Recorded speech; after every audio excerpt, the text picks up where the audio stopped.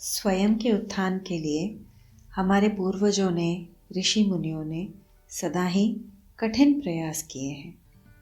मोक्ष प्राप्ति, स्वयं का ज्ञान, परमात्मा का ज्ञान, लोक कल्याण आदि हेतु अलग अलग कारणों से वे सब इस तपस्या के पथ पर चले हैं। नमस्कार दोस्तों, पौराणिक कथाओं की श्रृंखला में प्रस्तुत है पहली कहानी। आज हम बात कर रहे हैं राजा दिलीप के पुत्र भागीरथ की, जिन्होंने अपना पूर्ण जीवन अपने पूर्वजों के तथा कालांतर में सभी जीवों के कल्याण के लिए समर्पित कर दिया। राजा भागीरथ के तात थे इक्ष्वाकु वंश के राजा सगर। इनकी 2 रानियां थीं, केशिनी और सुमति। ब्रह्मा पुत्र महर्षि भृगु के आशीर्वाद से एक रानी को 60,000 बलशाली पुत्र प्राप्त हुए तथा दूसरी रानी को एक वंशधर पुत्र की प्राप्ति हुई। समय बीता और स्वयं का आधिपत्य स्थापित करने के लिए राजा सगर ने अश्वमेध यज्ञ किया तो अपने 60,000 पुत्रों को उस घोड़े की सुरक्षा में नियुक्त कर दिया।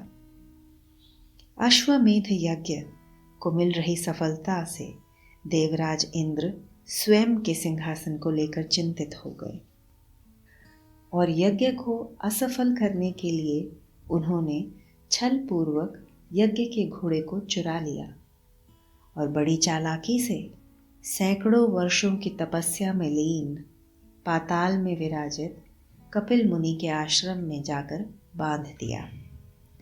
राजा सगर के अभिमानी सबल 60,000 पुत्र घोड़े को खोजते हुए पाताल लोक पहुँचे और कपिल मुनि के पास घोड़ा बंधा देखकर यह मान लिया कि उन्होंने ही घोड़ा चुराया है। राजकुमारों ने कपिल मुनि को युद्ध के लिए ललकारा तथा उकसाने के लिए अनेक अपमानजनक बातें कहीं। सैकड़ों वर्षों की निष्ठापूर्ण समाधि से ध्यानमग्न ऋषि ने जैसे ही आंखें खोली, उनकी तेजाग्नि से राजा सगर के सभी पुत्र उसमें जलकर भस्म हो गए। राजकुमारों को ढूंढते हुए राजा सगर के पुत्र अंशुमान वहां आए और वहां का हाल देखकर बोले, हे मुनीश्वर, मेरे पूर्वजों के पार्थिव शरीर बिना क्रियाकर्म के ही भस्म हो गए। अब उनकी आत्माएं मुक्ति के लिए तरसती रहेंगी।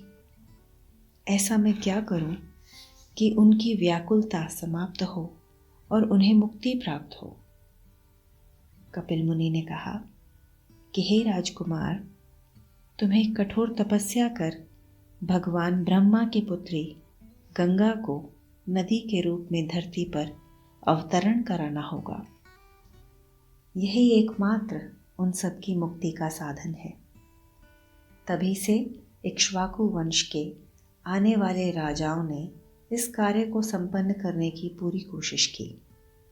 पहले राजा अंशुमन ने, फिर राजा दिलीप ने और फिर उनके पुत्र भगीरथ ने अपना संपूर्ण जीवन अपने पूर्वजों के कल्याण के लिए न्यौछावर कर दिया।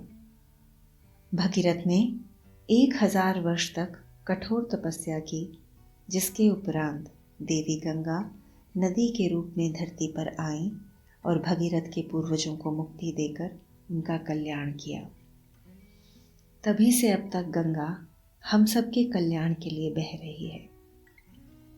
भगीरथ प्रयत्न आम बोलचाल की भाषा में प्रसिद्ध हो गई एक कहावत बना है, जिसका अर्थ है ऐसा कार्य जिसको करने के लिए असामान्य श्रम, कभी न हार मानने का दृढ़ निश्चय तथा सर्व कल्याण का भाव सम्मिलित है।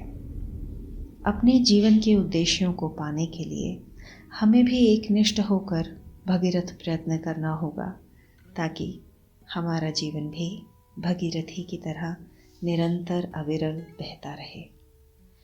आपने बहुत धैर्य से मुझे सुना, इसके लिए मैं आपका धन्यवाद करती हूँ।